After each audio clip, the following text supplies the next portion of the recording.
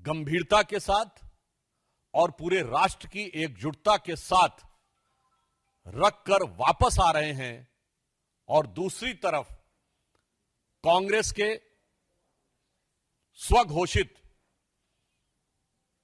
स्वनामधन्य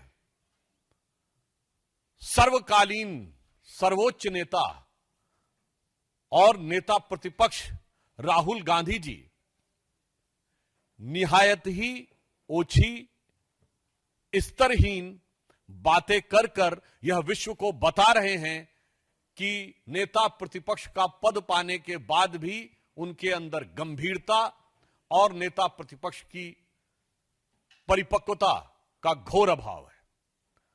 मित्रों, यह विषय सिर्फ उनकी अपरिपक्वता का नहीं है, विषय उससे कहीं गंभीर है।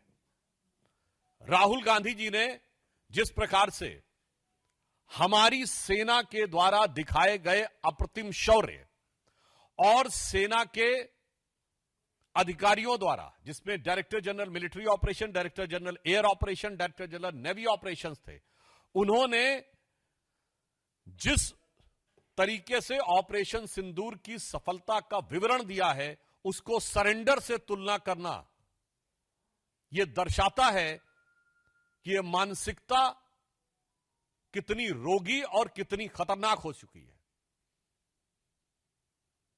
मुझे इस बात पे आश्चर्य हो रहा है कि अभी तक कांग्रेस के नेता पाकिस्तानी मीडिया में सुर्खियां बटोरने में लगे हुए थे, पाकिस्तानी संसद में उनके बयान कोट किए जा रहे थे।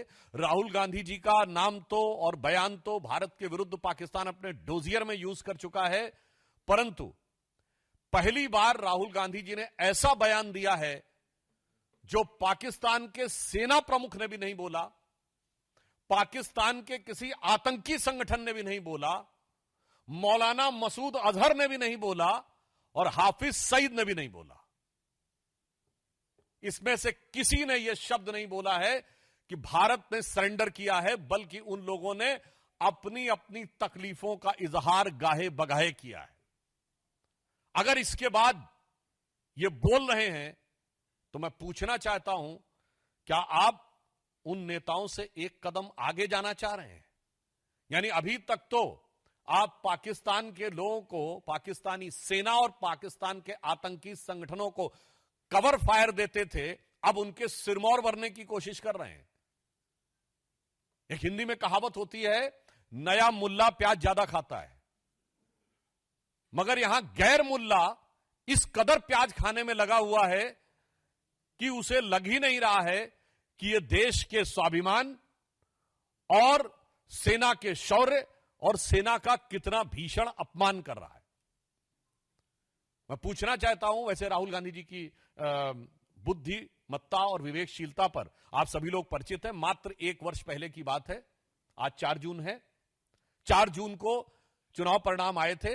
तीसरे अटेम्प्ट में 3 अंक न पाने को, जिसको अद्भुत सफलता नजर आ रही हो और पटाखे फोड़ने शुरू कर दिए हों, और तीसरी बार प्रधानमंत्री बनने पर जिसको पराजय नजर आ रही हो, उसकी कितनी समझ है और उसका कितना विवेक है, यह भली भांति समझा जा सकता है।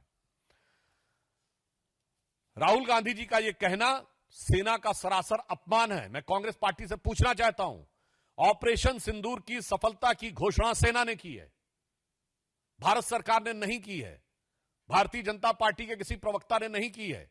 जैसे आपके प्रवक्ता अब अचानक सोकर जागने लगे, अपने जमाने क्या क्या बातें बोले, तो मैं पूछना चाहता हूं, आपने सरेंडर शब्द यूज करके सेना का अपमान किया है या नहीं? क्योंकि सीधे सीधे जब आपने सेना के बयान को सरेंडर से तुलना किया है, इसका मतलब भारत और भारत की सेना का सर झुकाने का वो काम और इसके लिए वो शब्द जो पाकिस्तान की सेना, पाकिस्तान के आतंकवादी संगठन और यूएन सिक्योरिटी काउंसिल के द्वारा डिजिग्नेटेड आतंकवादी जैसे मौलाना मसूद अजहर और हाफिज सईद भी नहीं बन कर पाए हैं, तो आप क्यों उनके मुहाफिज बनने की कोशिश कर रहे हैं? और मैं दूसरा बताना चाहता हूं राहुल गांधी जी से कि अगर आपको यह समझना है सरेंडर, तो याद करिए, राहुल गांधी जी केवल 2 साल पहले आप विदेश में गए थे और आपने कहा था, why the defenders of democracy America and Europe are silent and not interfering in India. यह था सरेंडर।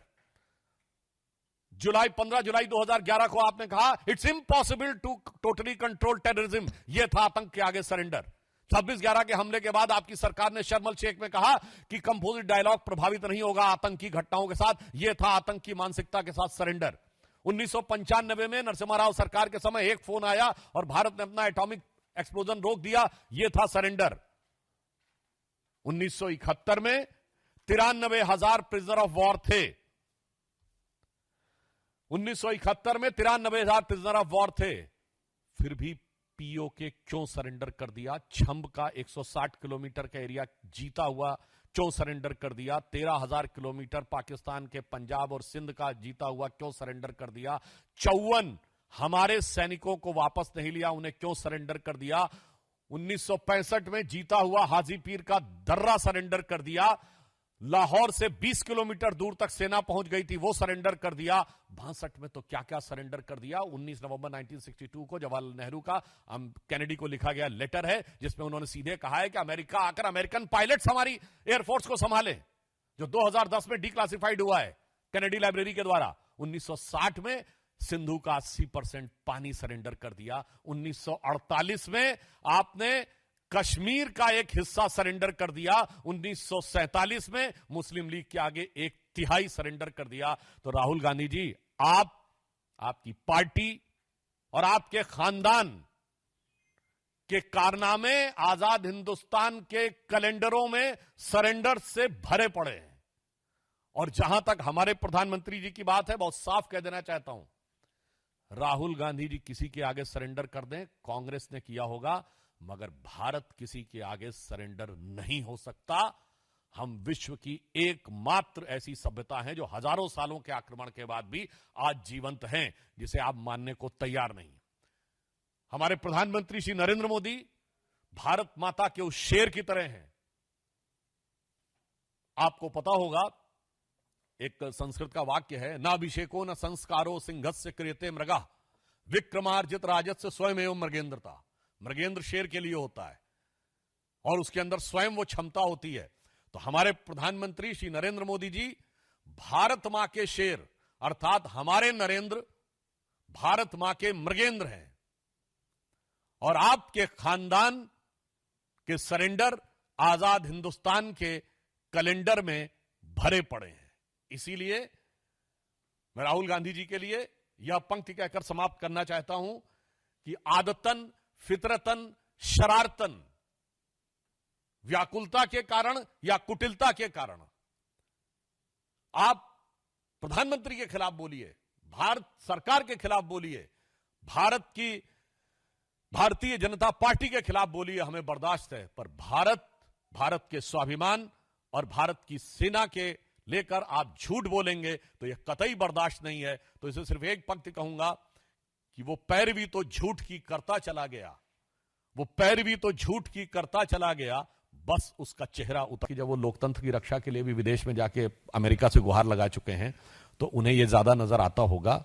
इस कारण से इस संभावना से इनकार नहीं किया सकता। वैसे ऑन द लाइटर नोट मैं कहना चाहूंगा, अमेरिका के राष्ट्रपति ने 31 मई को एक और ट्वीट किया है, जिसमें उन्होंने कहा है कि Joe Biden was killed in 2020 और जो 4 साल तक अमेरिका के राष्ट्रपति थे, he was a robot clone.